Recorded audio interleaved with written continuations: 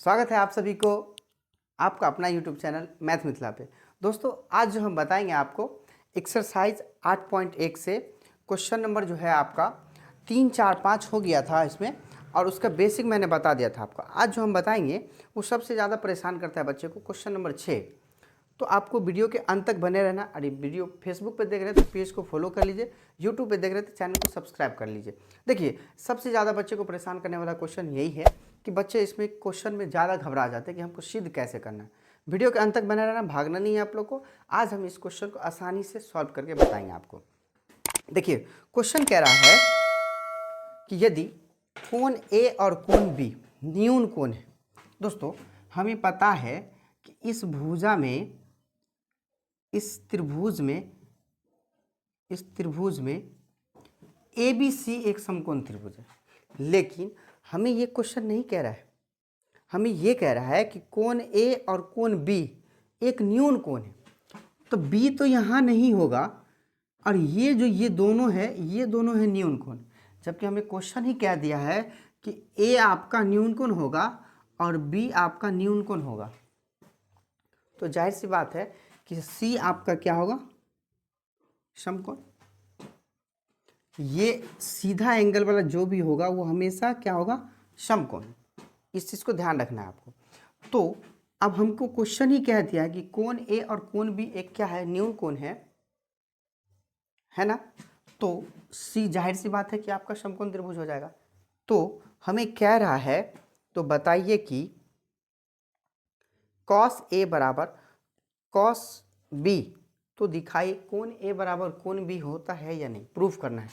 अब क्वेश्चन कह रहा है कॉस ए बराबर कॉस बी, तो हमें बताना है, आपको सिद्ध करना है कि कोण ए बराबर कोण बी होता है या नहीं। चलिए हम देखते हैं इसको, क्वेश्चन को बारीकी से समझिए। इस क्वेश्चन को थोड़ा सा दिमाग से लगा के समझेंगे तो आसानी से बन जाएगा। देखिए, क्वेश्चन ए की चर्चा कर रहा है। इस जगह पे यदि थीटा रहता तो हम सीधा सीधा मान बैठा लेते, और आपको कहीं मान दिया है और आपको एक भी डाउट आता हो कि सर आपने तो पिछले बार में बताया था कि समकोण त्रिभुज का तीनों भुजा हमें पता होना चाहिए।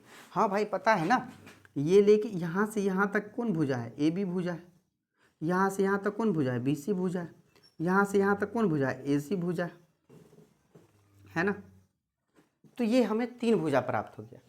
लेकिन आप कहिएगा कि यहाँ पे नंबर, तो हमें नंबर नहीं बताया है। सिंपल से क्या करना है आपको, इसका मान लगाइए। कॉस ए बराबर, तो कॉस थीटा पहले सोचिए, तो कॉस थीटा बराबर क्या होता है, b by h. Cos theta बराबर बी बाई एच। अब ये चेंज होगा कैसे, हमें थीटा के जगह पे क्या पूछा है, ए। तो ए के सामने वाला क्या बताए थे, ए के जस्ट सामने वाला लंब होता है, जबकि फार्मूला से क्या बनता है, बी। तो बी बाई एच का मान, यानी बी का मान क्या हो जाएगा, ए सी। तो ए सी रखिए। एच का मान तो नो चेंज, तो ए बी है, ए बी रख लीजिए। बी का मान कॉस बी में, ए में नहीं, आप बी में, तो क्या बताए थे, बी में जब भी रहेगा तो नो चेंज। सी तो हमेशा चेंज होगा ही नहीं, बी रहेगा तो नो चेंज, जैसा का तैसा।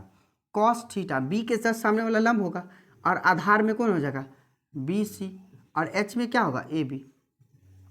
अब देखिए, बराबर जब भी रहेगा, अगर वो बराबर में है दोनों, तो हमेशा उसके आमने सामने वाला कटेगा। जैसे ए बी से ए बी कट जाएगा, और ए सी बी सी क्या बच गया, ए सी बराबर बी सी। अब आप कहेंगे कि ये कोण ए बराबर कोण बी बराबर कैसे होगा। दोस्तों याद रखना है, समान भुजा वाले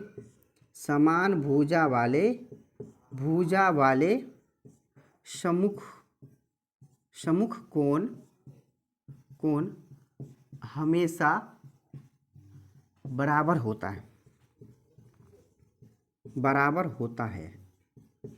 इसीलिए कोण ए बराबर क्या होगा, कोण बी। That simple.